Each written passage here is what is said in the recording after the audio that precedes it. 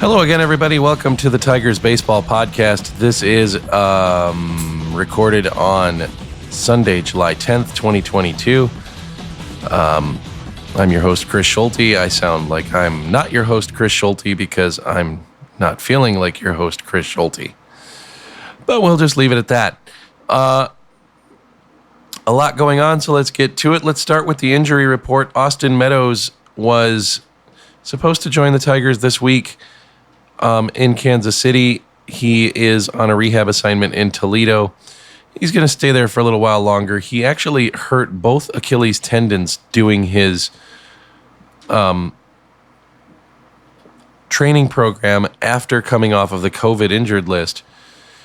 And so that was what caused him to have to go to Toledo for a rehab start, or for a rehab assignment a little bit later than he would have, because he was still dealing with the Achilles injuries. And he went 0 for 3, I think it was, on Wednesday. And then on Thursday, he went and played. He played a little bit. He actually didn't even play. He had to sit out Thursday's game because of, quote, general soreness, unquote. Which is, that general soreness, I guess, is related to major pain. I guess they're both in the military. Anyway, general soreness, which to me basically just says, I think I pushed things a little too hard, and I need to take a little more time to make sure that I'm in better shape, better condition. I'm physically a little bit better off. It didn't say what was sore. It didn't say that the Achilles were still sore. It didn't say anything about, calves or whatever. It just said general soreness. So that's a very vague description of something that could be wrong. So he is out still. His rehab has been delayed while they figure out what to do about that. And that's fine. That's all well and good. You don't really want to push your guys too far.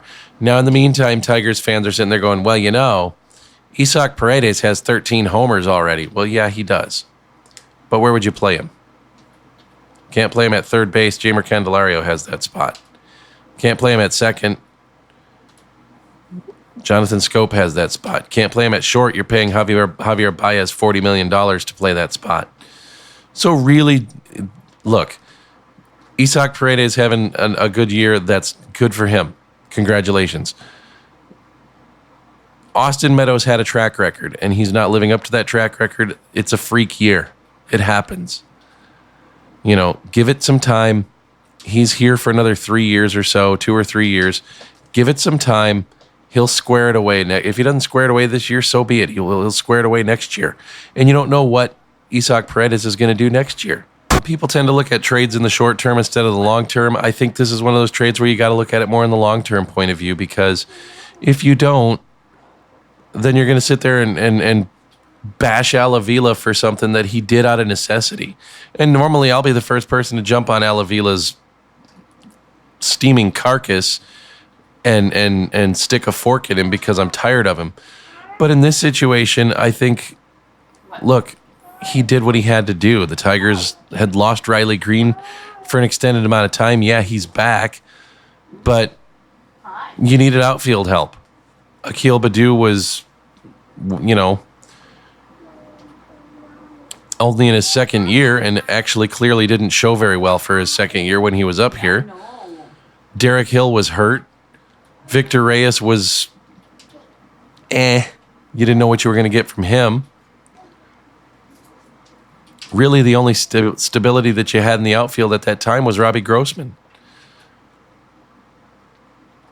So you bring up, and you knew what you were getting in Daz Cameron. He wasn't going to play well. So you get Austin Meadows, and you bring him in, and it didn't work out so far, but you've got a couple more years of him. So we'll see where that goes.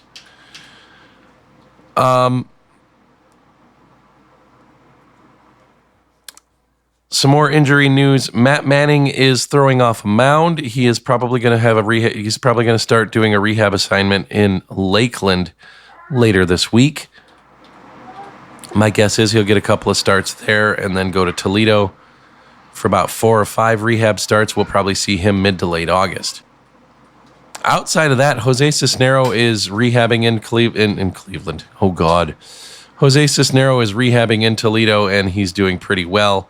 We'll probably see him later this week in either Kansas City or in Cleveland. So there you go. That's your injury report. Now on to other things. Congratulations to Miguel Cabrera for being named to the All-Star team as a legacy selection from Rob Manfred. He doesn't generally do things that I approve of, but this is actually a good idea.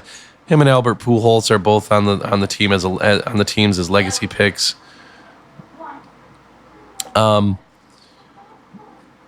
This is good for Miguel. You know, he just got 3,000 hits this year. He's got 500 home runs as of last year. I like this. I really do. I think this is something that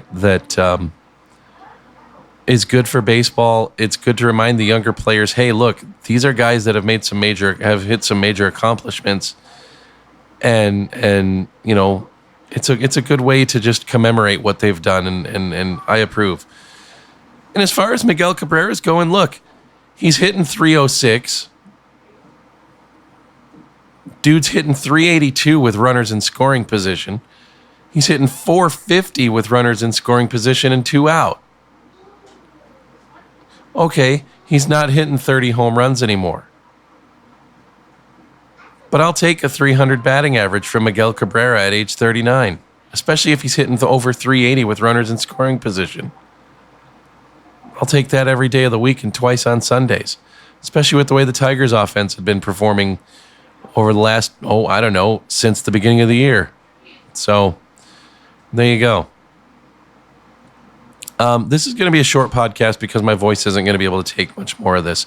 So I will just make some quick points, and then we'll worry about the rest of it later on. 6-game winning streak for the Tigers came to an end yesterday, and it came to a screeching halt yesterday. Good to see them take 4 out of 4 from Cleveland, especially a split doubleheader on Monday. And really to put it on Cleveland twice with wins of 8-2 and 11-4. Also, as of today, the Tigers are 18-18 in their division. Considering that they were 30-46 last year, that's an improvement. So if you want things to look for from this team for this year, even at the end of the first half, you can point to those things and say, you know what, we are making steps.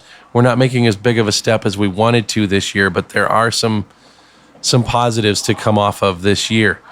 So Al Avila addressed the media earlier this week. There is apparently no option for AJ Hinch. He does not have an opt-out clause in his contract. Al Avila sort of scoffed at that. He also said that he's the reason, that he's the one that's the most accountable for the way that the team is going. So I guess that means that Mickey has to fire Goofy at the end of the year. Let's hope that this happens. He's at the end of his contract. Chris Ilitch does not need to extend him. So hopefully that doesn't happen. Look, Al Avila's probably a nice guy. His son's a pretty darn good color commentator, and he was a decent catcher for the Tigers and for a few other major league squads. But this is a business, and teams need to win, and he's not building a winning team, so he needs to go.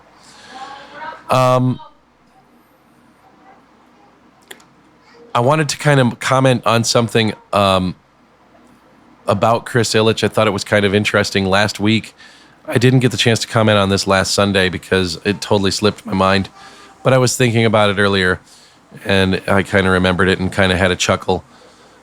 When he introduced Derek Lalonde as the next head coach of the Detroit Red Wings, Detroit sports reporters being Detroit sports reporters,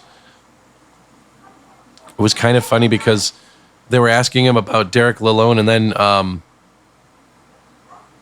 one of the reporters got up and said, and asked him about the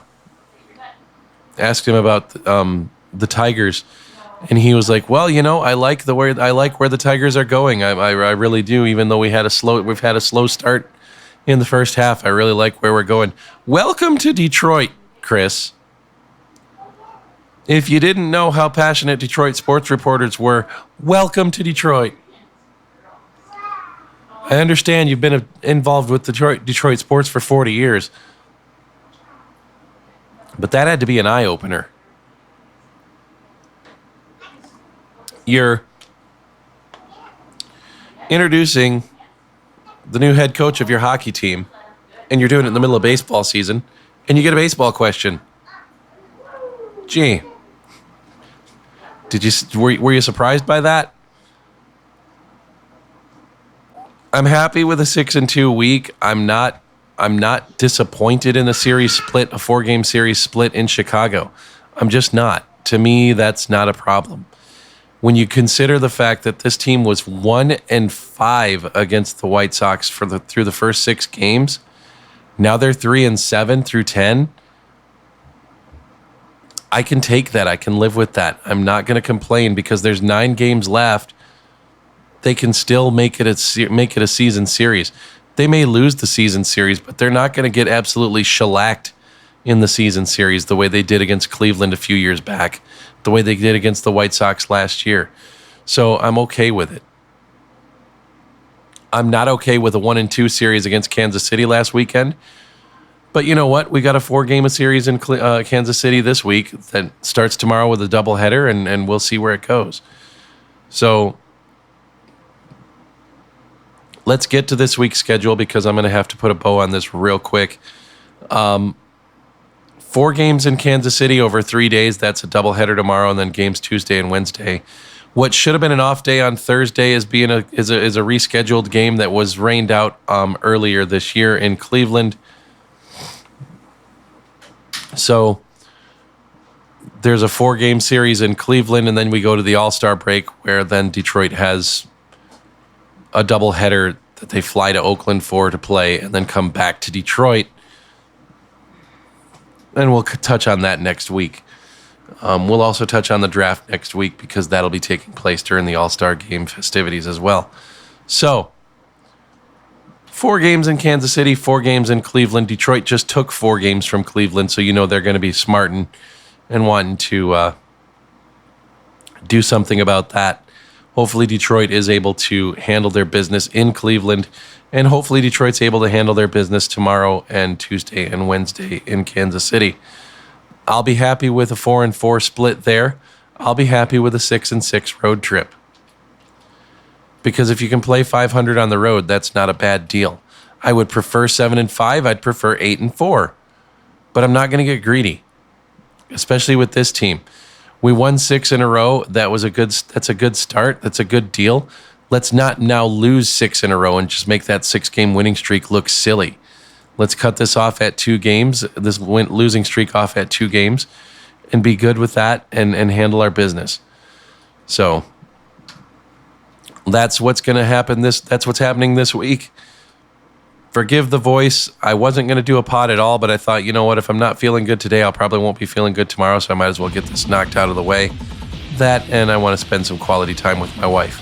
So we're going to go ahead and end this here. If you want to get in touch with the show, you can at Podcast Tigers on Twitter.